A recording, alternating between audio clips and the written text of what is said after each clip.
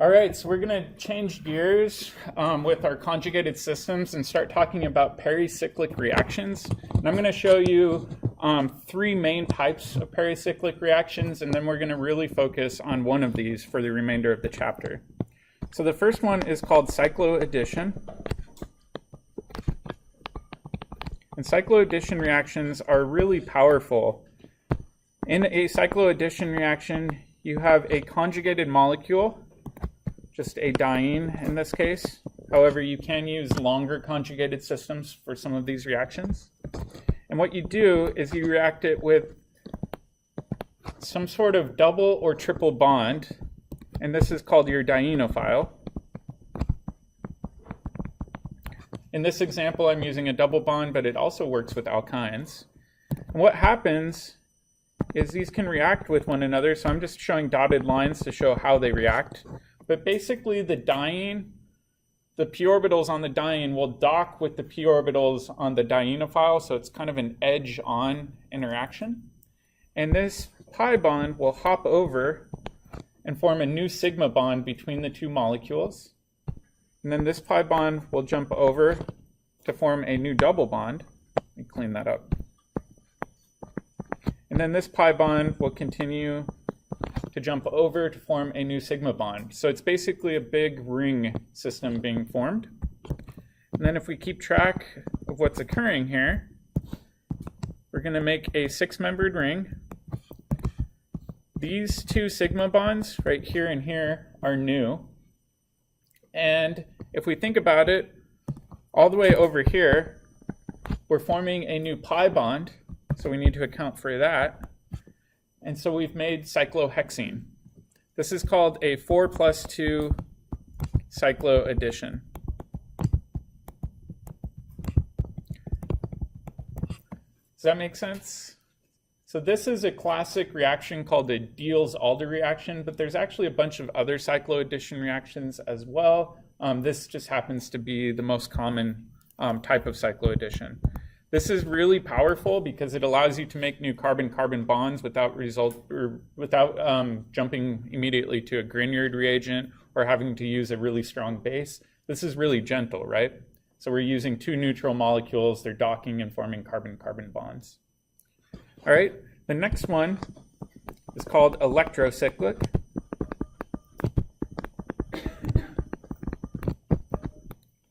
And electrocyclic reactions are a little bit different. Instead of two pieces coming together, it's actually just one piece reacting with itself. So this is a conjugated triene.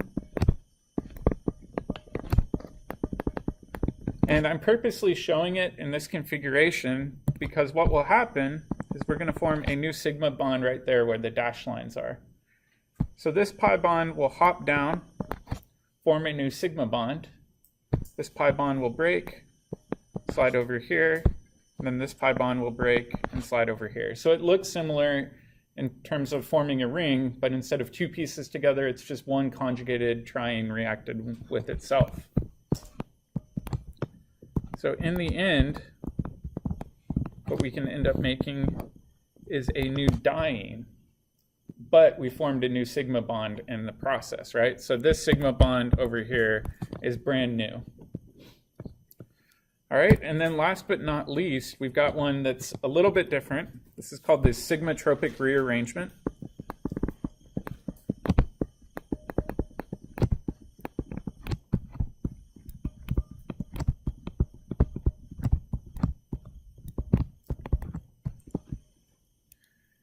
So let's take a look at how this varies. Oops, sorry, I've got my double bonds in the wrong spot.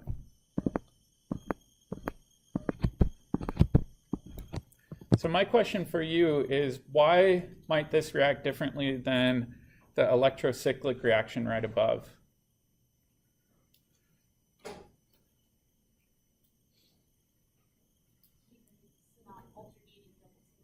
Exactly. So right above in the electrocyclic reaction, we had a completely conjugated system where this one is isolated. We don't have alternating double single bonds around the whole ring system. So this would be non-conjugated. However, this does something kind of similar, where it's going to form a new sigma bond right there. And when this happens, this pi bond will jump over to form that sigma bond. This pi bond will break over here. However, we don't have a pi bond next door to alleviate that new Texas carbon.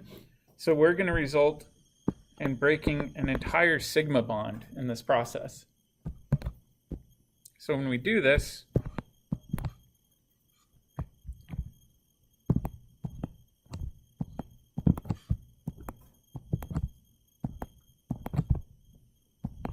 we're actually, in my mind, kind of flipping this inside out. Let me clean this up. I don't like the way it looks. But do you see how the molecule is completely rearranged? So the methyl groups are no longer kind of on the central backbone. They're more terminal ends now. So rearrangements like this can happen. Like I said, we're going to primarily focus on the Cyclo Addition reactions, but I did want to show you these. And if we have time, at the end of this week, we'll come back and talk about these in more detail. So with these rearrangements, are one more stable than the other, or are they just kind of like flop back and forth? That's a good question. So the question was, is one more stable than the other? In some circumstances, yes. So for example, you could have an oxygen in this system. So maybe right here, you've got an oxygen. Usually if you can form a carbonyl, that tends to be favored. So it'll do the rearrangement to form some sort of new aldehyde or ketone. However, sometimes it's not always super clear. If you go on and take advanced organic chemistry, you'll talk about these reactions in a lot more detail. To be perfectly honest, they get kind of confusing. It depends on whether or not you're doing the reaction with light or heat. And it depends a lot on like concentrations and solvents and things like that as well too. All right, so let's go back and talk about the Cyclo Addition reaction. Like I mentioned, this is called the Diels-Alder reaction. So we're going to focus the remaining period on that reaction. In the Diels-Alder reaction, like I said, you have to have one end that's a diene. And it's going to be S-cis as the conformation, right? And then what you're going to do is you're going to react this with your dienophile. That's the thing that wants to react with the diene. And I really like showing these dashed lines just to kind of keep track of everything. You don't have to if you don't want to. But one of these pi bonds will sling over, and sling over, and then sling over. It doesn't matter if you show this clockwise or counterclockwise, as long as you're being consistent with the direction that your arrows are going. And like I said, when you do this, you form two new sigma bonds. And you make a ring system. It is important, though, to remember that the diene has to be in an S-cis conformation. Not only is that conformation more reactive, but from a practical sense, if it's S-trans, you're just not going to have the same reactivity because those carbons won't be close enough together to react in a cyclic fashion, right? So it has to be S-cis. The other thing, too, that's kind of important, but kind of not, is that your diene is normally electron rich, meaning it has some sort of electron donating group attached to it. And then your dienophile is usually electron poor. However, more recently, I shouldn't even say more recently, it's been like 30 years now, they've been able to flip-flop this, where they do this reaction where the diene's electron poor, and then your dienophile's electron rich. And that's called an inverse demand Diels-Alder reaction. So this isn't set in stone. This is just kind of the classic original study. All right.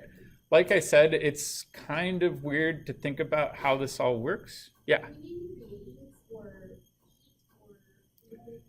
Not really. That's the cool thing with the Diels-Alder reaction is you don't have any additional reagents for the most part. There's sometimes where they'll add in a catalyst.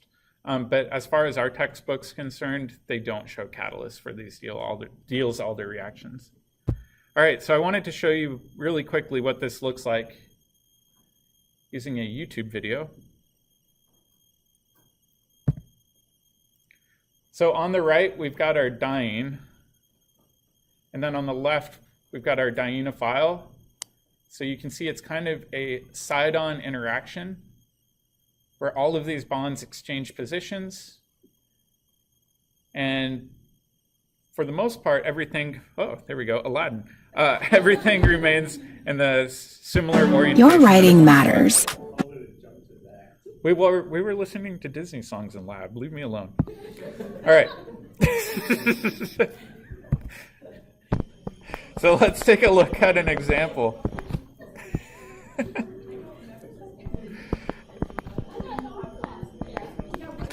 We can listen to Disney songs in all the labs if you want. Settle down. All right, so let's take a look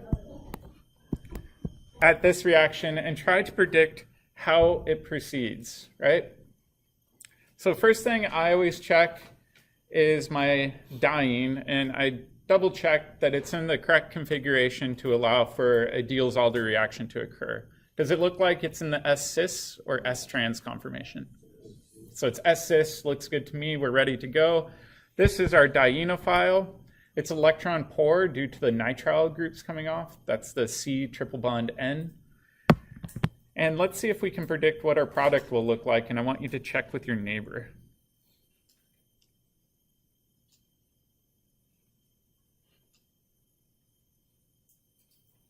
And then down here, I'm going to do a separate one.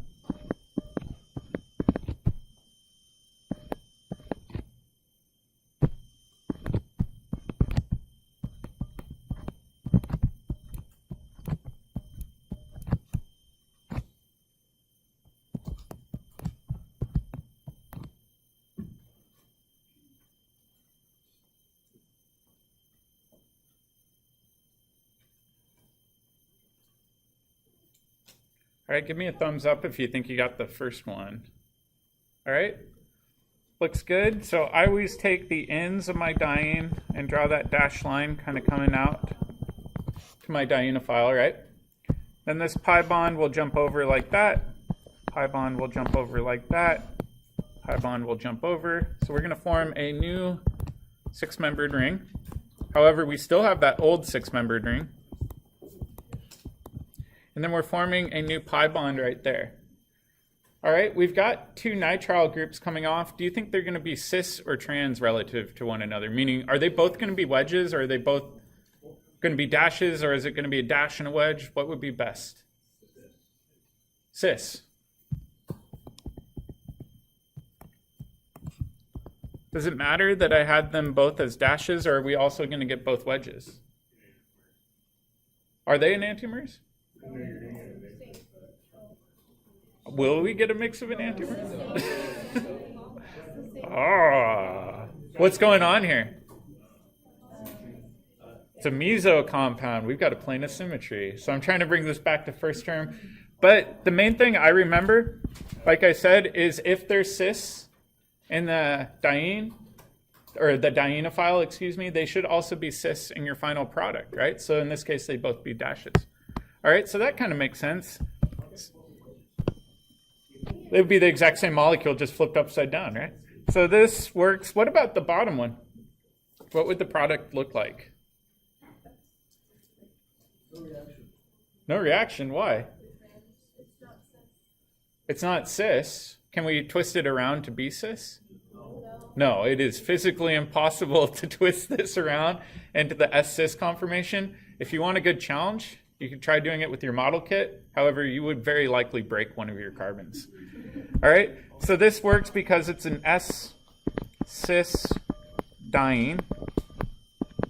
This is S-trans diene that can't rotate in space in order to form that S-cis conformation.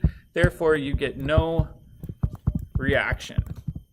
Make sure you watch out for this. Not only will I try to trick you on this, but Sapling will try to trick you, and the ACS exam might try to trick you. So it is really important to remember that if you're locked into an S-trans configuration, nothing will happen. It has to be oriented, or at least possible to orient itself into an S-cis diene conformation. Yep. So is there ever like a situation where we could this? Yes, absolutely. You're stealing my thunder. So let's take a look at this. So let's take a look at a second one. We're going to make this one more complicated.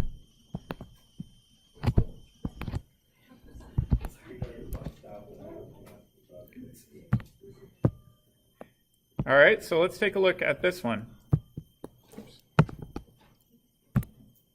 See if you can figure out whether or not this reaction will work, meaning will it do a Diels-Alder reaction, and if so, what the product would be.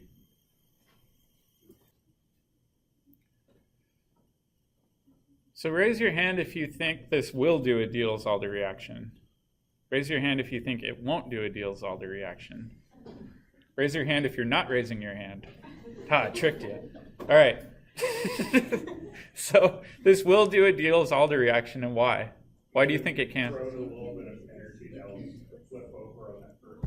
Okay, so you're saying apply a little bit of energy, and if you apply energy, the sigma bond can rotate and form the S-cis conformation. I heard somebody say the energetic barrier. How much was that? 15 kcals per mole. So this does have a relatively high barrier to rotation, but you can do it. It's not locked in this case, right? Meaning it's not a part of a ring system. So we can do that. Now if we look at it, we've got our S-cis diene. And then over here, this must be our dienophile, because we're assuming this is going to do a Diels-Alder reaction. So just like before, we can have our dashed lines going like that. One of these pi bonds will swing over, the other one will swing over, and then the other one will swing over. So we need to keep track of everything. And we know we must be forming a six-membered ring system.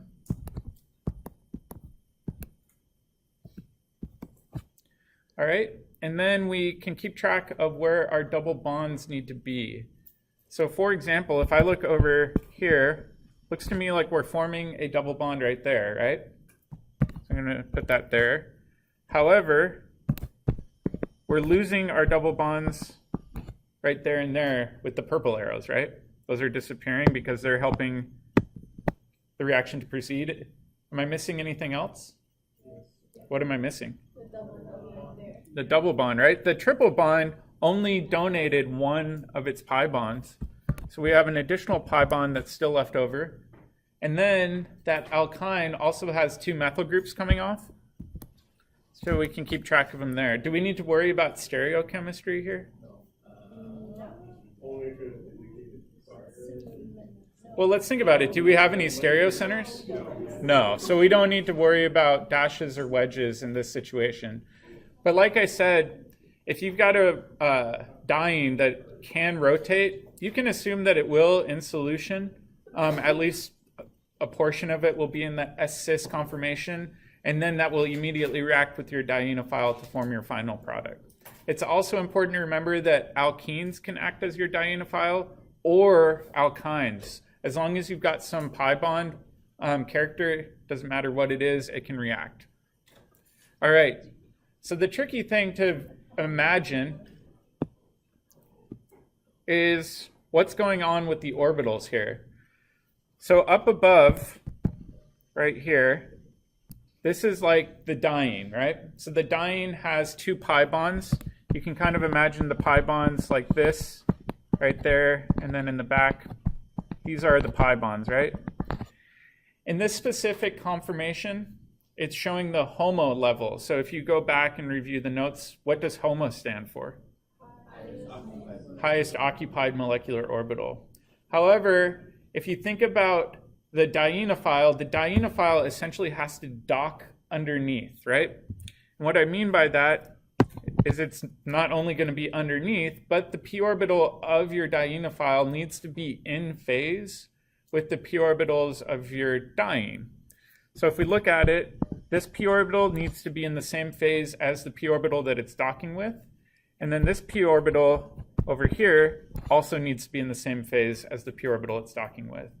However, in order for that to occur, we can't actually use a dienophile that's in its HOMO state.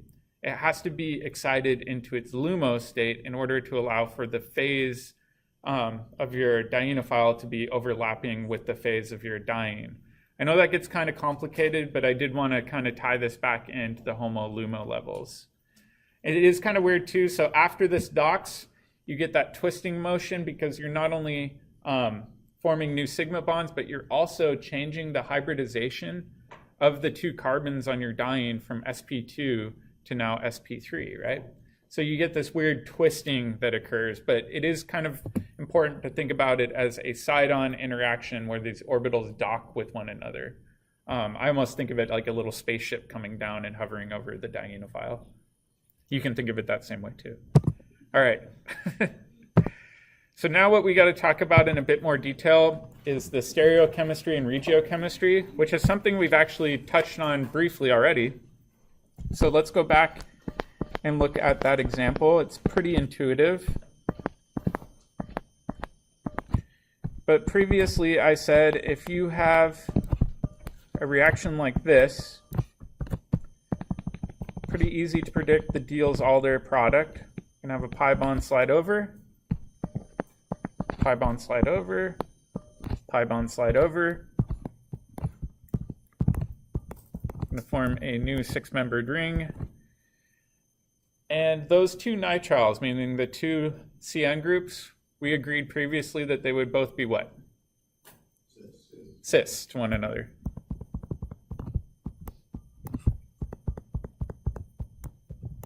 So the way I always remember this is that in this one, the electron withdrawing groups are cis, and then over here, the electron withdrawing groups are still cis, meaning they're on the same face of our product, right? All right, so let's do another example and mix it up a little bit.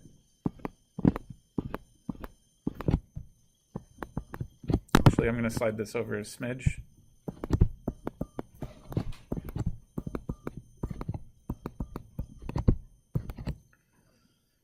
So this time what we're going to do is we're going to essentially treat these ketones,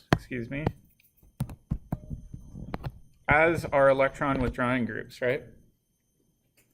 So just like before, we can show the diene docking with our dienophile. This pi bond will slide over, this pi bond will slide over, and this pi bond will slide over.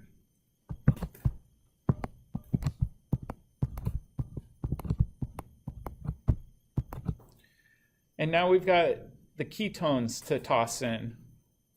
In this case, we know that these two groups are trans.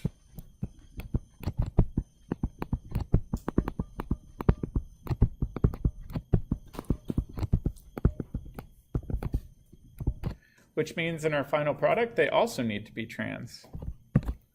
So we can show this by showing one as a dash,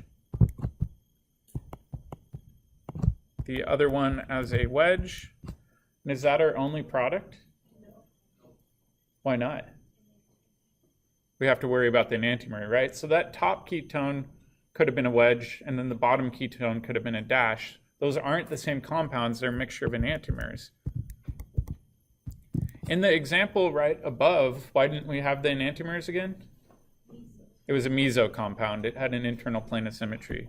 However, it's really important to remember that you have to account for stereochemistry if you're making new stereocenters. So same thing here, the electron withdrawing groups are still trans to one another. Even though they're no longer a part of an alkene, you can think of it geometrically, they're facing opposite directions in space, right? All right, does that make sense? So now we got to toss in something even harder. We've kind of kept that diene really, really simple. However, chemistry is not always super simple. All right, so let's say we've got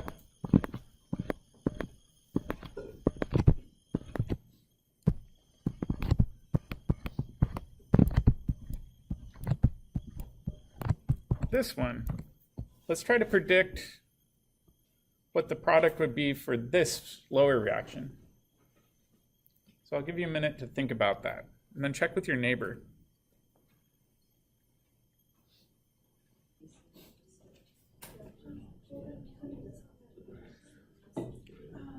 All right, so let's jump into this one.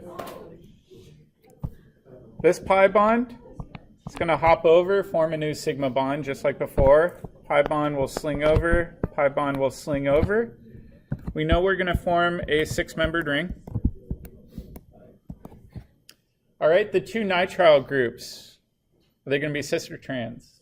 Cis, all right? So I'm going to show it like this. All right, but we've got a methyl group coming off here and here. How are they going to be related to one another in space? Trans, right?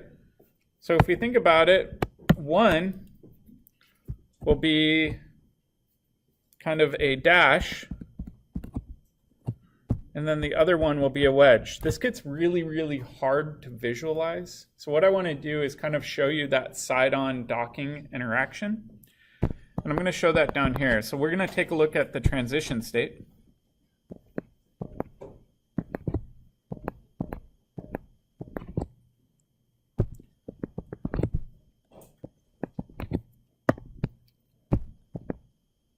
Oh, let me see if I can squeeze this all in.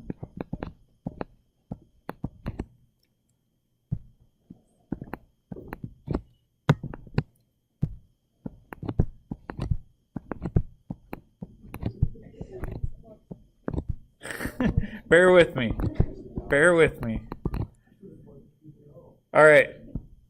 So this chunk down here that I'm kind of highlighting and moving is our dienophile. Right now I'm ignoring all of our pi bonds, right? Because in the transition state, we're breaking all of those pi bonds. But what we can do is show the pi bonds that are breaking in the transition state as a dash. And keep in mind that this is a side-on view. All right, so I'm going to show that as a double dagger. We know in the transition state, we're breaking this pi bond right there, right? So that pi bond in our dienophile is breaking. And then in this process, we're forming a new sigma bond. Whoop. Oh, shoot, it's happening again.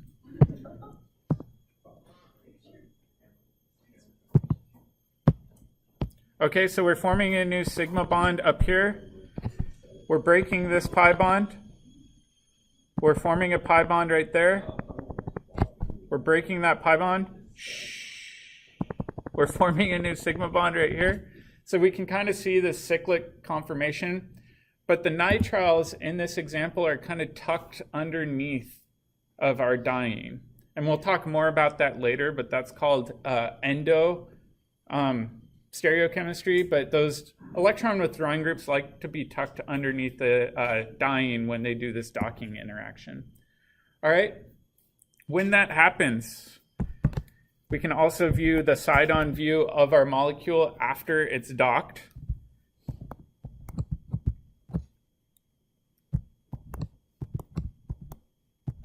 Okay, so the nitrile groups we said prefer to kind of be underneath. They're going to be sticking down like that, and they're going to have hydrogen still coming off of those carbons. They're going to be out like that. We also have a pi bond right here, and then the two groups over here we can also factor in. All right, so let's consider this group over here. In this case, the methyl group was on the outside of the system, right? So if we look over here, we can see it's outside. So it should be pointed out and away from the ring system. So the best position for it to be pointed out and away would be like this. And that means the hydrogen must be right here. Versus the other methyl group that we looked at was over here. You see how that's kind of tucked in closer to the ring? It should also be closer to the ring in our side-on view. So in fact, let me move this up. So both of these are entirely the same product. One's kind of the top-down view, one's the side-on view of the exact same molecule. The reality, though, is you might get more than one product. Sorry, did you have a question? Yeah, on the transition state, you have the cyanide branching off as pointing up and towards the bonds. How do they flip down and away? So, sorry, that might be my poor artistry. Think of the diene almost like your fingers like this. So do the Texas Longhorn symbol, right? Okay. So put it on its side, and then have another set of Texas Longhorns where your two fingers are the nitrile groups. They're underneath and docking like this. So it's kind of hard for me to draw a perfect side-on view, but those nitriles are tucked underneath the molecule. But you said no Texas. I've got nothing against Texas. I just don't like Texas carbons. All right. Anyways, there's a second product.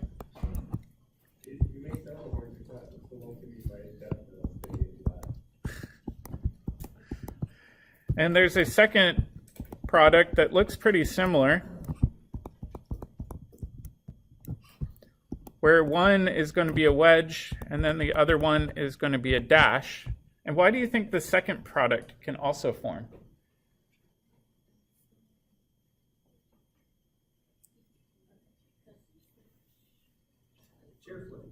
Well, not quite. Think about your starting diene, right? I arbitrarily chose that orientation. I could have taken that diene and flipped it upside down. See what I'm saying? So for example, maybe instead of doing it that way, sorry, my notes are going to be kind of messy. I'll do it down here.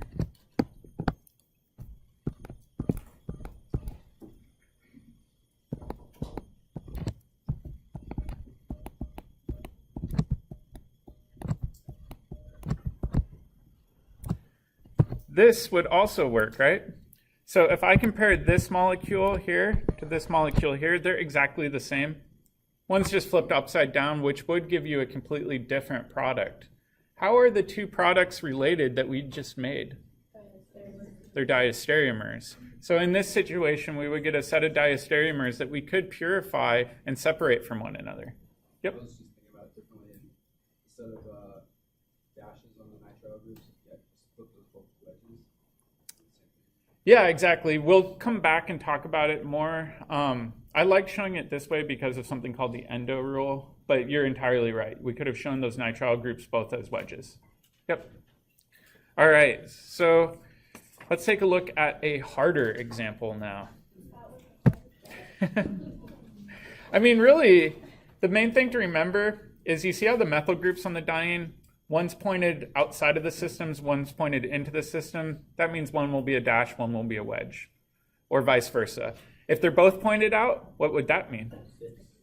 They'd be cis, meaning both dashes or both wedges. So you can think of it that way too. So do you want us to draw both products? Yes, in general, if there's more than one product, I want you to draw both of them. If they're enantiomers, you can simplify it and write plus En. But these aren't enantiomers, they're diastereomers, so we want to specify. All right, so one last challenging one, and then we'll call it quits.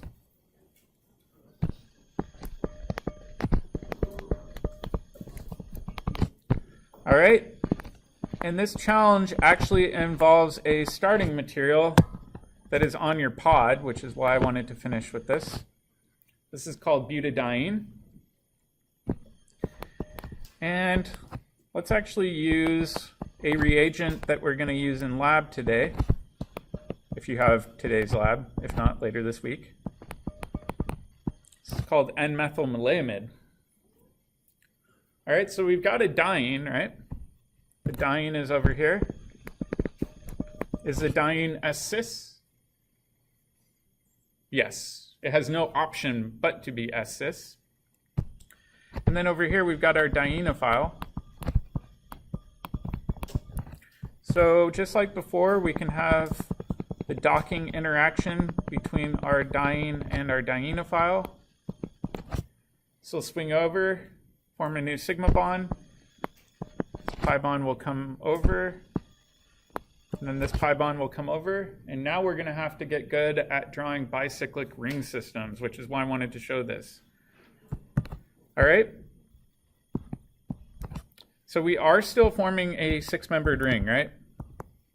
So we can go ahead and show that six-membered ring, and we're forming a new pi bond over there. However, we've got this carbon right there in orange, right? That carbon is in between this top carbon and this bottom carbon, right? So what we can do is we can show this almost as like a little roof coming over, like that. And if you want to color code it like I am, you're more than welcome to do that, right? But that orange carbon is essentially getting flipped up, almost like an envelope lid. All right? And then we need to account for the electron withdrawing groups, right? In this case, they have to definitely be cis to one another, right? Because they're locked into a ring system. So we can go ahead, we can show the cis orientation of those bonds. We still have our carbonyls. We still have the single bond to the nitrogen. And we still have this methyl group. So this would be our final product. However, sometimes it's not super fun to draw it this way. So what chemists like myself like to do is that side-on view. So let's take a look at the side-on view.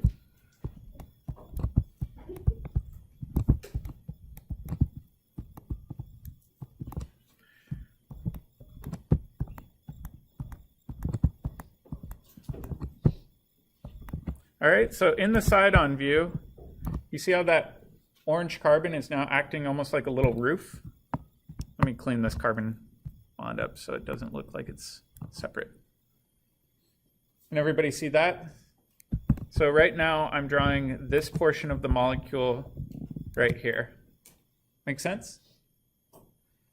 All right, and then we've got to think about our electron withdrawing groups. And like I said, those electron withdrawing groups like to be tucked kind of underneath the molecule, which we'll talk more about tomorrow.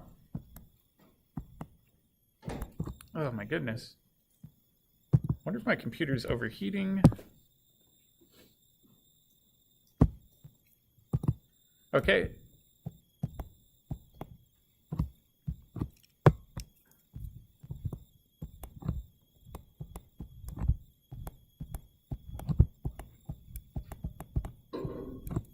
And then we've got these two hydrogens